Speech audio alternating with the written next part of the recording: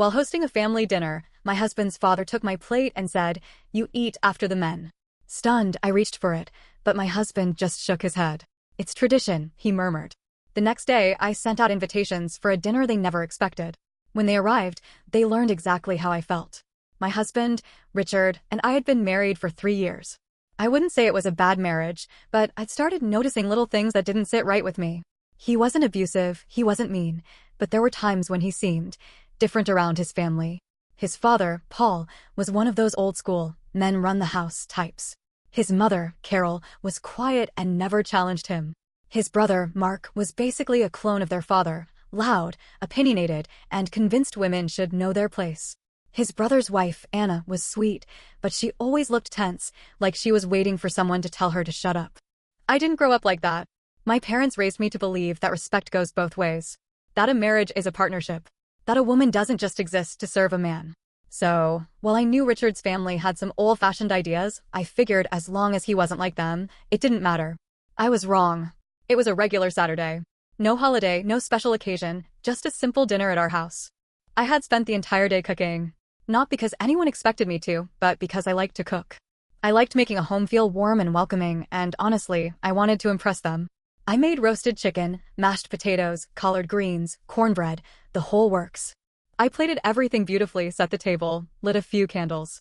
I was proud of how it all came together. When everyone arrived, there were the usual greetings. Paul made some comment about how Richard had really lucked out with me, which was his way of saying, "Good job finding a wife who cooks and cleans." I smiled through it. I was used to it by now. We sat down, and I brought the plates to the table one by one. I set my plate down last, right in front of my seat, and was just about to sit when I felt a hand reach across me. Paul. He took my plate, took it right out from in front of me, and passed it down the table. To Mark. "You eat after the men," he said, like it was the most obvious thing in the world. I froze. I actually laughed because I thought it had to be a joke. Who the hell says something like that in 2025? But then I looked around. Mark was already digging in like nothing had happened. Carol was staring at her plate, silent as ever. Anna looked uncomfortable but kept her head down. And Richard, my own husband, just gave me this look.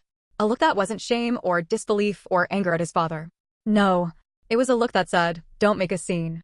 Then, in a quiet voice, he said, "It's tradition." Something inside me snapped. I wasn't raised to be someone's afterthought. I wasn't about to sit there, in my own home, and wait for permission to eat like a damn servant. But I knew if I blew up right then and there, I'd just be dismissed as overreacting. So, I did something worse. I said nothing. I sat there, still as stone as they ate. I didn't reach for another plate. I didn't touch the food I had spent hours making. I just sat there waiting. I watched Richard laugh at something Mark said. I watched Paul take second helpings. I watched Carol eat in silence like she had been doing her whole damn life. I let the anger simmer. And I started planning. The next morning, I woke up early and sent out a group text. "Dinner at our place again next Sunday." My treat. Richard looked at me, surprised. "Another dinner? Are you sure? You were pretty quiet last night." I smiled. "I just want to make sure your family knows how much I appreciate them." The following Sunday, I went all out. Prime rib, garlic butter shrimp, scalloped potatoes, homemade bread, roasted asparagus, the best food I had ever made. The kind of meal people remember. The kind of meal that makes your mouth water the second you smell it. By the time they arrived, the house was filled with the scent of roasted garlic and butter. The table was set beautifully. The food was steaming hot. The men sat first, just like last time. They reached for their forks. And that's when I struck. I stood up, walked over, and took their plates right out from under them. One by one. Then I handed them to the women. Carol, Anna, and me.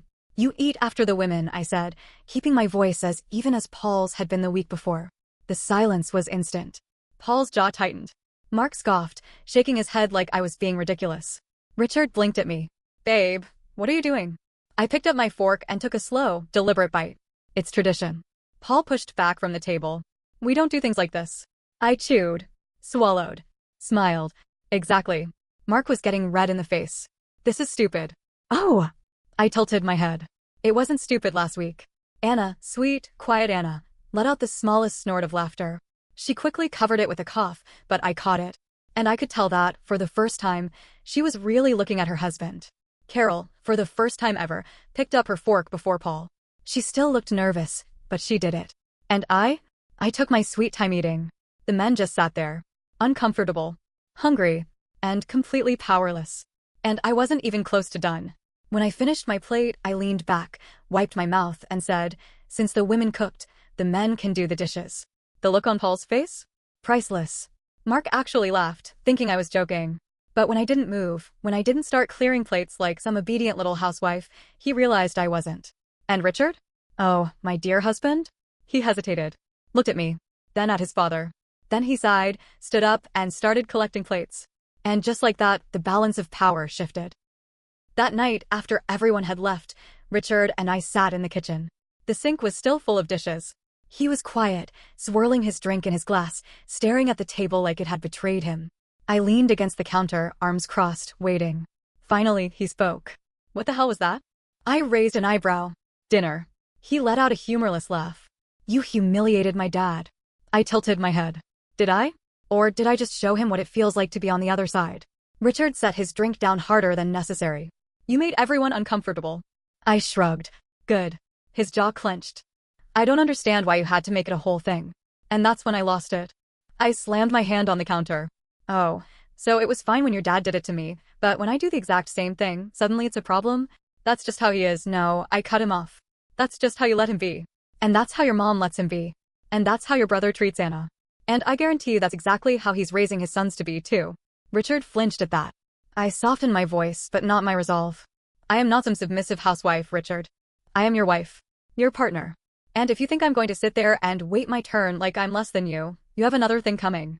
He exhaled through his nose, rubbing his temples. "You're making this bigger than it needs to be." I stepped closer, lowering my voice. "No. I'm finally making it as big as it needs to be." The next morning, I woke up to my phone buzzing. It was Anna. "Anna, are you awake?" "Me? Yeah. What's up?" "Anna, can we talk?" I glanced over at Richard, who was still asleep, then slipped out of bed and went downstairs. I called her. She answered immediately. She hesitated. "I wanted to say thank you." I frowned. "For what?" "For standing up to them," she said, her voice quiet. "For showing me that I'm not crazy for thinking this isn't normal."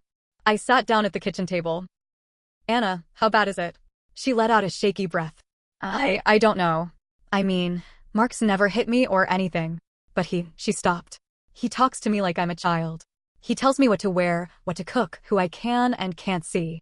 If I ever push back, he tells me I'm emotional or hysterical and that I need to calm down. And his dad backs him up every time. If I tell Mark something upsets me, he just says I'm being dramatic." My hands curled into fists. "And last night," she continued, her voice even softer. "When you flipped the script, I watched Mark's face. He was furious.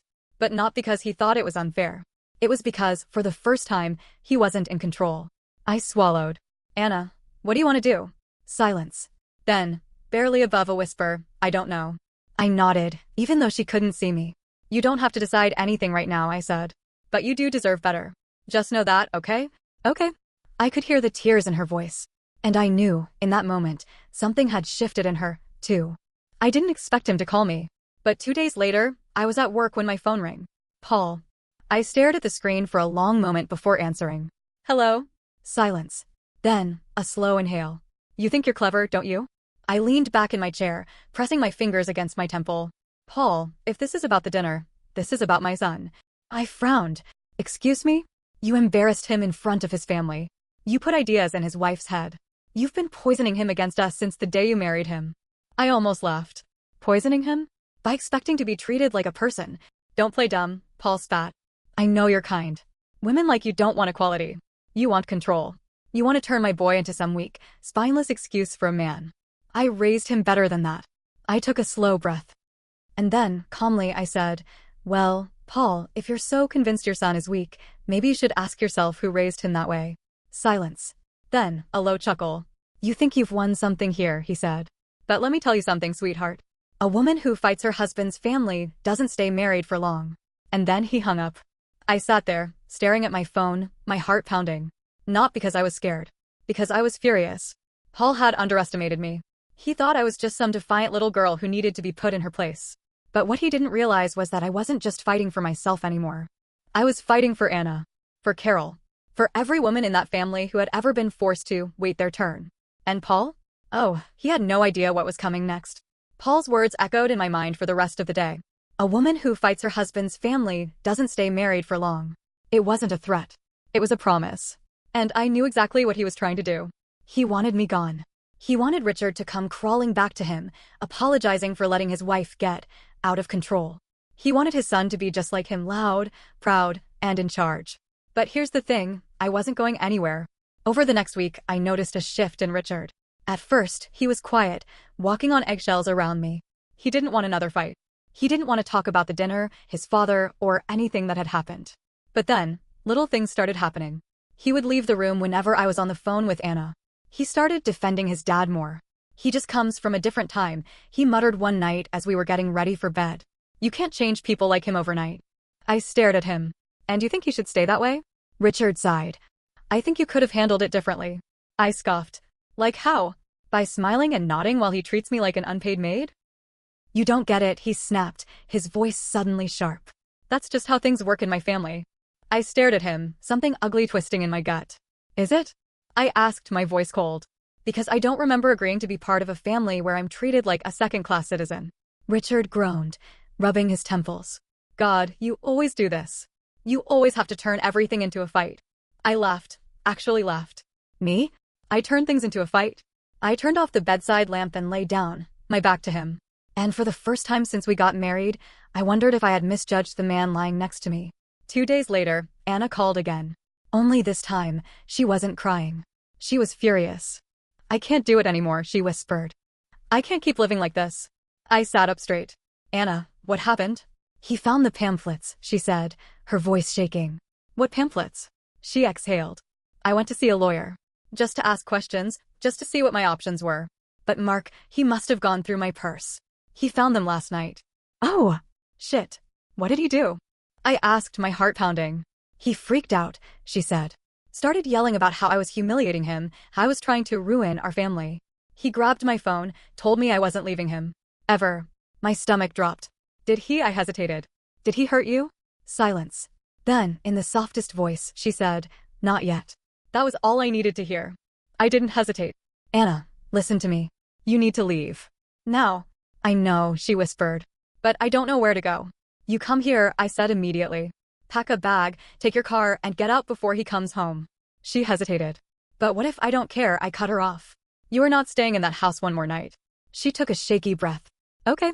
I hung up and immediately started getting things ready. I pulled out blankets, set up the guest room, and made sure she'd have everything she needed. But right as I was about to call her back to check in, Richard walked in. Hey, he said, dropping his keys on the counter. Who was that? I hesitated. I had never lied to my husband before. But this? This wasn't his business. Just Anna, I said, keeping my voice casual. Richard narrowed his eyes. What's going on with her? I shrugged. Just girl talk. He stared at me for a long moment before nodding. And I felt my stomach churn because I knew. Something had shifted between us. And I had no idea if we'd ever come back from it. Anna showed up 3 hours later. Her hands were shaking as she pulled her suitcase through the door. Her eyes were red from crying. I pulled her into a hug. You're safe now, I whispered. She nodded against my shoulder. I don't know what I'm going to do. We'll figure it out, I promised. I helped her settle in, making sure she had everything she needed. She didn't eat much that night, just picked at her food, staring at nothing. But then, right as we were about to go to bed, her phone rang. She looked at the screen. Mark. I snatched the phone from her hand and silenced it. A second later, Richard's phone rang from the bedroom.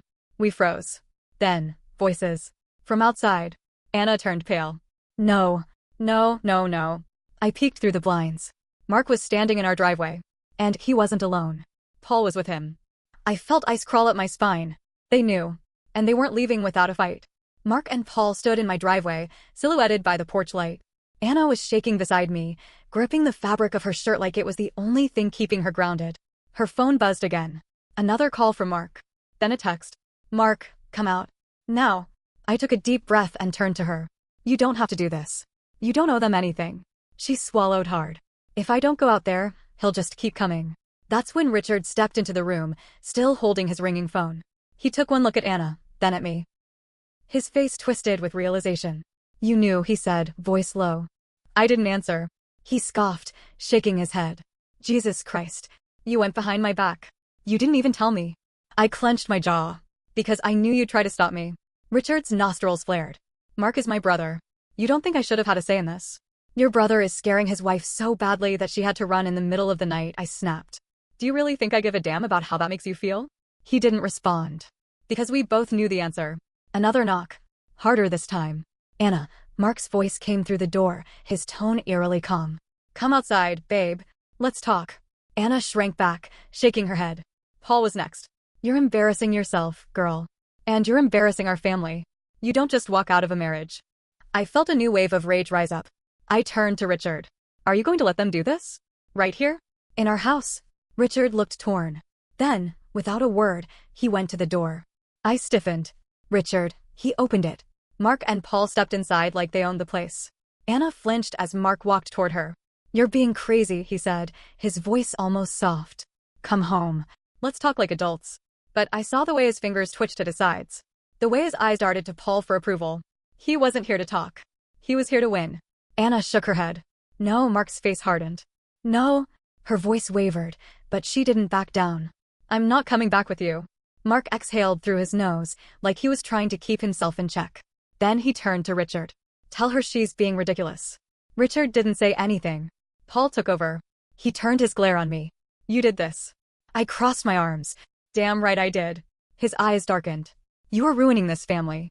I let out a cold laugh. No, Paul. I'm just exposing what's already broken. He stepped closer, his presence towering, meant to intimidate. But I didn't move. You have no idea what you've started, he said, voice low. And that's when I snapped. I looked him dead in the eye. I started nothing. You did. The day you taught your sons that their wives were beneath them. The day you told your daughter-in-law that she had no right to leave. The day you raised your son to think control was the same as love. Paul's jaw clenched. His fists balled. And then, Anna spoke. I'm filing for divorce. The words dropped like a bomb. Mark turned to her, stunned. You don't mean that. Her lips trembled, but her voice was steady. I do. Paul stepped forward, voice dangerously low. No woman in this family gets divorced. Anna lifted her chin. Then I guess I'm not part of this family anymore. And just like that, the power shifted. Paul couldn't believe it. His control, his legacy, was slipping through his fingers. Mark looked like he had been punched in the gut. And Richard? Richard looked like he was realizing, for the first time, that maybe, just maybe, his father wasn't the man he thought he was. Then Paul did something that shocked everyone. He turned to Richard and said, "Get in the car." Richard blinked. What? Paul's face was red with fury. I will not let this woman poison you. We are leaving. My stomach turned to ice. Paul wasn't just trying to control Anna. He was trying to take Richard with him. And Richard. Richard hesitated. For one terrifying moment, I saw it. The pull. The years of conditioning. The need to be a good son. And I thought, oh God. He's going to go. But then I'm not leaving. Paul's face froze. Mark looked just as shocked as I felt. Richard squared his shoulders. You heard me, Dad. I'm not going. Paul's eyes burned into him. Don't be stupid, boy. You walk away from us and you're done. No coming back. Richard took a slow breath. Then, he looked at me. And he said, I'm staying with my wife. Paul stormed out. Mark was too stunned to say anything. He just gave Anna one last look. One full of anger, betrayal, before following his father. The door slammed behind them. And then, it was quiet. Anna was crying. But for the first time, I didn't think it was from fear. I turned to Richard. Are you okay? I asked. He let out a deep, shuddering breath. I don't know. And I understood. He had lost something tonight. A father. A brother. But maybe he had gained something too. Anna filed for divorce. She moved into her own place, got a job, started therapy. And for the first time in years, she smiled without fear. Carol, shockingly, left Paul. She packed a bag and disappeared one night. When she finally reached out, it was from a small apartment 3 towns over. She was starting over. And Richard? Richard struggled. There were nights where he almost called his dad, where the weight of undoing years of conditioning nearly crushed him. But he chose me. He chose us. One night, months later, he sat beside me and whispered, I see it now. I didn't ask what he meant. Because I already knew. And in that moment, I realized, this wasn't just my victory. It was ours. And we were finally free.